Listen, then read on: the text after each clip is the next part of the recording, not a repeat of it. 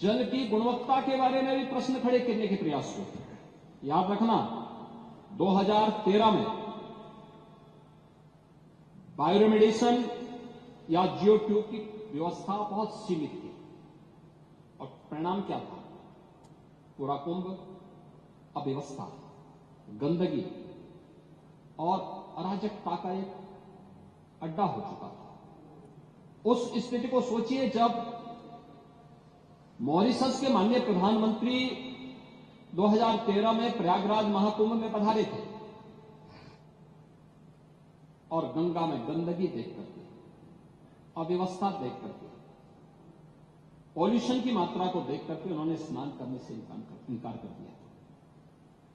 और 2025 में जब हम लोग आए तो मैंने तो आपको आंकड़े बता दिए कि 56 करोड़ से अधिक श्रद्धालु अभी स्नान कर चुके हैं, एक सप्ताह बाकी है।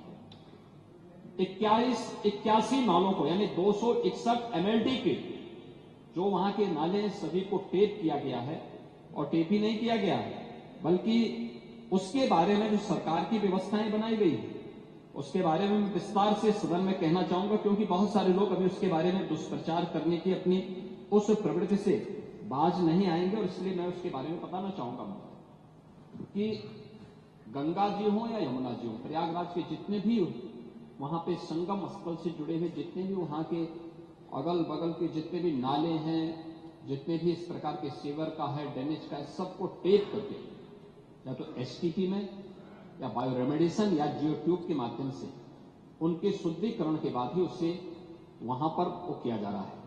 दूसरा है ट्रीटमेंट के बाद ही उस जल को छोड़ा जा रहा है।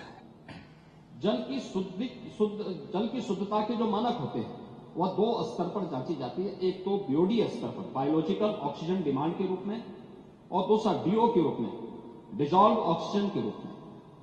और इन दोनों के मानक निर्धारित हैं, इन दोनों के मानक निर्धारित हैं, जिसमें बीओडी 3 या उससे कम होना चाहिए और डीओ जो डिजॉल्व ऑक्सीजन की मात्रा है वो 5 से अधिक होनी चाहिए।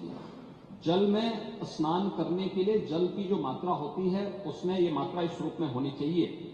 और मुझे बताते हुए यहां पर मैं आपको बताना चाहता हूं कि उत्तर प्रदेश जो पॉल्यूशन कंट्रोल बोर्ड है वो लगातार वहां पे जल की मॉनिटरिंग करता है, उसकी गुणवत्ता को बनाए रखने के लिए कार्य कर रहा है। और आज की जो उनकी रिपोर्ट है संगम की, कि संगम और उसके आगे पीछे जो बीओडी है वो 3 या उससे कम है और डिजॉल्व ऑक्सीजन की मात्रा ये 8 और 9 से अधिक पाई जा रही, यानी संगम का जल स्नान करने लायक भी है और आचमन करने लायक भी है। जो लोग इसका दुष्प्रचार कर रहे हैं वे उन सबको इस बात को देखना चाहिए। एक समाचार पत्रों में एक न्यूज जो देखने को मिली, मैंने देख रहा था, पुरानी न्यूज है, एनजीटी के माध्यम से, एनजीटी का नाम लेकर के दिया गया है, किसी ने दिया है, जिसमें उन्होंने कहा है कि फीकल कोलिफॉर्म की उसमें उन्होंने चर्चा की। ये फीकल कोलिफॉर्म की जो मात्रा उन्होंने की है इसमें 2500 MPM यानी मोस्ट प्रोबेबल नंबर, ये उससे उसका मापक माना गया है। इससे कम होनी चाहिए 100 ml में, 100 मिलीलीटर में। और इसके जो अलग अलग नमूने लिए गए फीकल कोलिफॉर्म के लिए, ये फीकल कोलिफॉर्म बढ़ने के बहुत सारे कारण हो सकते हैं। या तो कहीं सीवेज लीकेज है, या बहुत बार होता है कि वे इस प्रकार की नदियां हैं, कोई वह चैनलाइज तो है नहीं, भैंस है, गाय है या अन्य जानवर उसमें आते हैं, नहाते हैं, उसके कारण भी, उनके गोबर आदि के कारण भी इसकी मात्रा तेजी के साथ बढ़ती है।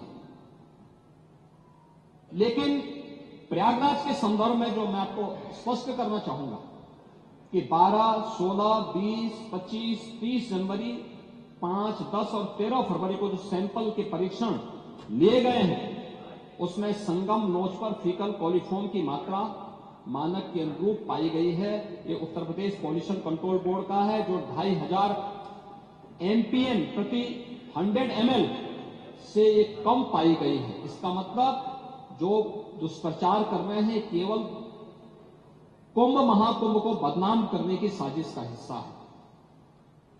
और केंद्रीय प्रदूषण नियंत्रण बोर्ड ने भी, जिनके नाम पर खबर है, उन्होंने भी 12, 13 एवं 15 जनवरी की रिपोर्ट में इसकी मात्रा को 2000 या उससे कम पाया, यानी 2500 से कम ही पाया है।